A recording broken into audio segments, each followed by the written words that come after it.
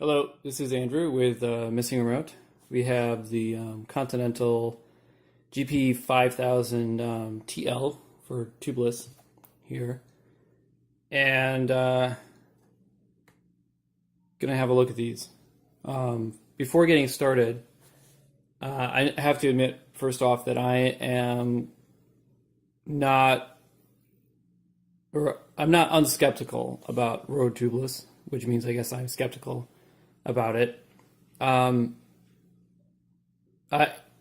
I realized not that long ago that the reasons why I'm skeptical about it have more to do with the way that it kind of used to work, and I was coming from more of a position of ignorance than one of dismissing it because I have personal experience, or I know real people who have personal experience. The catalyst for this was that I recently got a double snake bite puncture.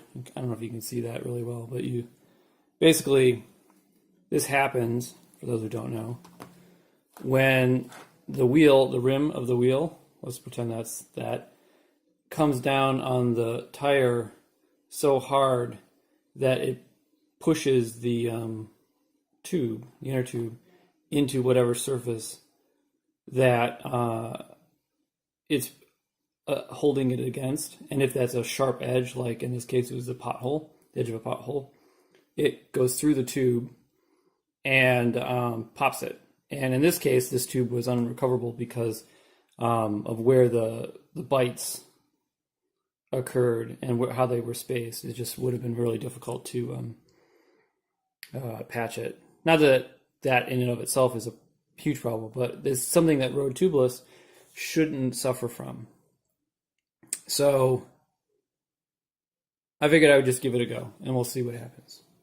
And worst case, I take them off and I put them in the closet of bike parts that never get used again. First off, so let's get some weights. So this one is 306. This one is 303. I don't know if that's difference in the little strap here or not, but I guess 3 grams isn't that much of a difference. And so this is what I am running. This is a GP4000 in reflex with a little reflective strip on the side, and that is 223. Now, it would be easy to say, this is a lot heavier than this one, and it is, but to really get an apples to apples comparison, you have to add a tube. So this is a Continental Race Light tube. And so in this configuration, the whole thing is 305, which is pretty close to that. Now, of course, we have to add the stems in there, or the valves in there. But this is a regular 80 millimeter Continental Race tube. So that's 330. This is the one that popped was a light, and I suspect that this one, the regular one, might not have gone with quite as catastrophic a failure. But so that, let's say we'll use this because I think the race lights are kind of a less common, because you do have more risk with that. They lose air more quickly than the regular ones, and obviously they're less durable. So that's 330, and then we'll take the heavier one, and then add in a valve. Now these are the valves that came with my wheels.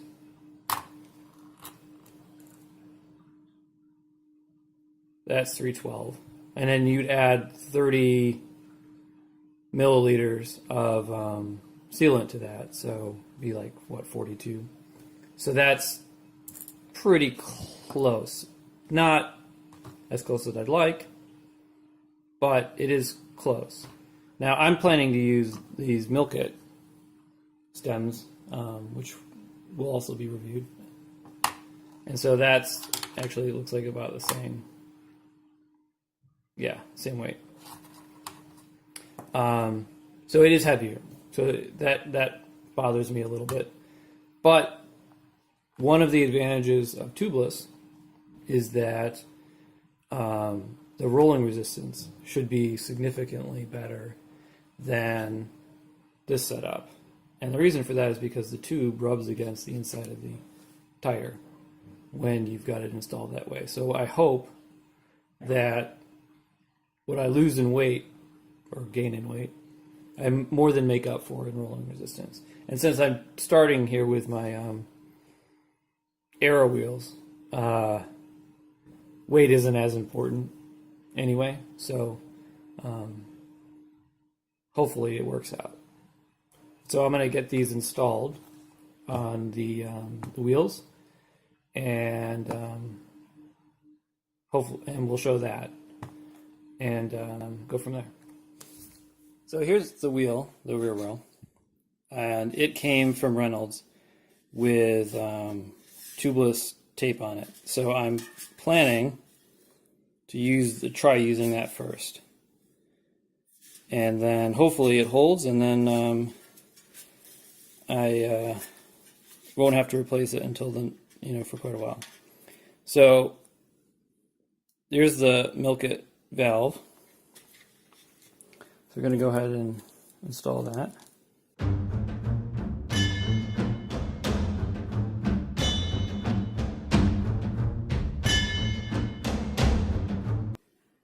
So tight, but not too tight.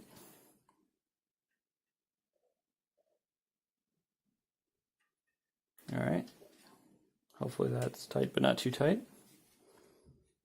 And then grab our Continental 5000. And I like to mount these so that the directional arrow is right by the valve. So it is sometimes a little bit of a challenge to find that because it's not always so obvious. And there's different ways to do it. Some people use the logos.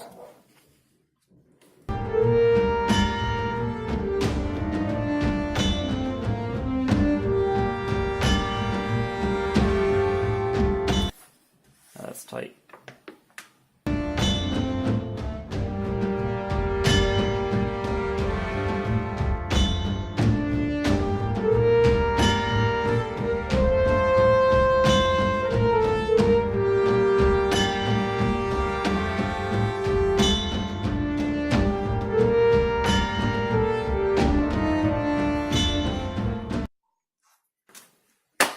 There we go. Huh! That was hard. Alright, so we're going to lean that against there. And I have an air compressor here, which is kind of like cheating, but don't care.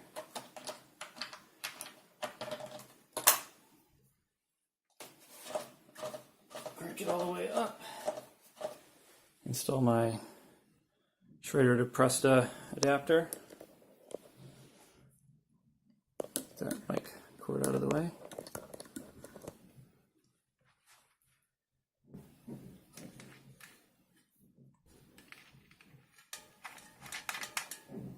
Oh, you can't see that. There we go.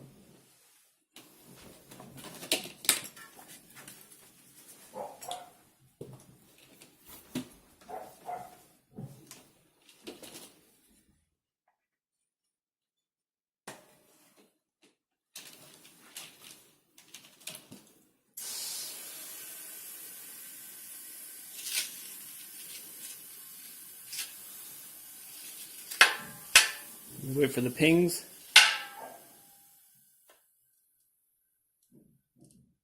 Okay, that's a good sign. All right.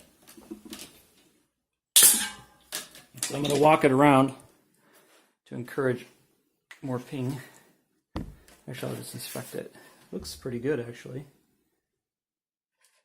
And it's holding air. I actually expected that to go on not nearly so well.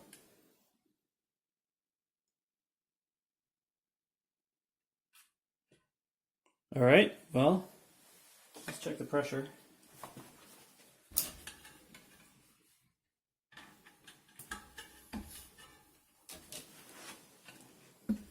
So I run mine at 78 in the rear and 75 in the front, but I'm going to put a little bit more air in for a little while just to make sure that we have a good seal.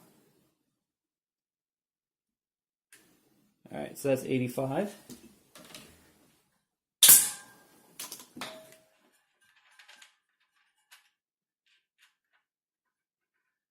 All right, so I'm going to put this wheel away, and I'm going to do the front wheel, and it should be almost exactly the same. So one thing I noticed after letting this sit for a few minutes is that what was finger tight for the valve before, my guess is that the compression from the air had pushed the valve farther in, and then what was finger tight was no longer finger tight. So I was able to move this compression nut more. So that's probably something to check when you first install it, just to make sure that what was finger tight is finger tight again after it's sat for a while with some pressure on it. So we're back with the GP5000 tubeless. I've let it sit overnight. I put 85 pounds of pressure in it and come back, it's now morning, to check to see what where we're at.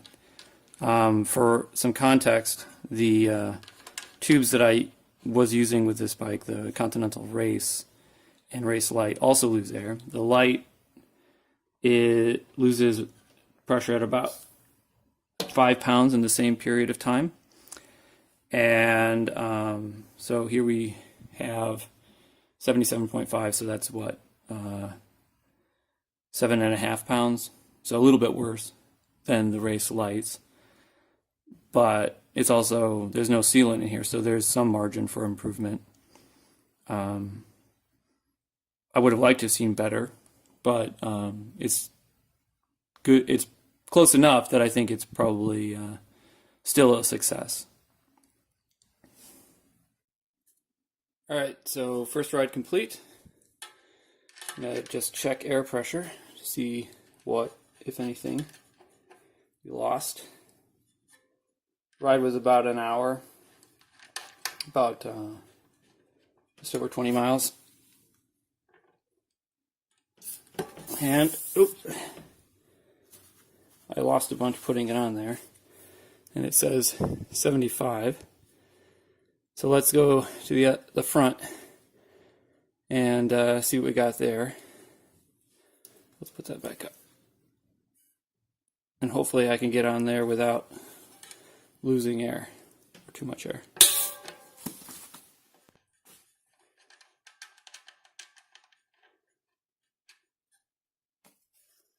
All right, here we're at the front. Let's check this one. And hopefully I can get on here without losing air, too much air anyway. I don't usually practice my mounting technique that closely, but more about dismounting without losing too much. Alright, so that was pretty good. So 74. So that's actually not too bad, all things considered. But 75.5, I always lose a little bit coming off, which is why I go to 75.5. So it looks like we lost a pound, but some of that could be the attachment here as well, because you do lose some when you connect the valve. So I'm going to put this up to 75.5, or 76 is fine, I guess. Oh, there we go, 75.5. And then the next time I go for a ride, I'll check it before I go and see how it holds with the sealant in it.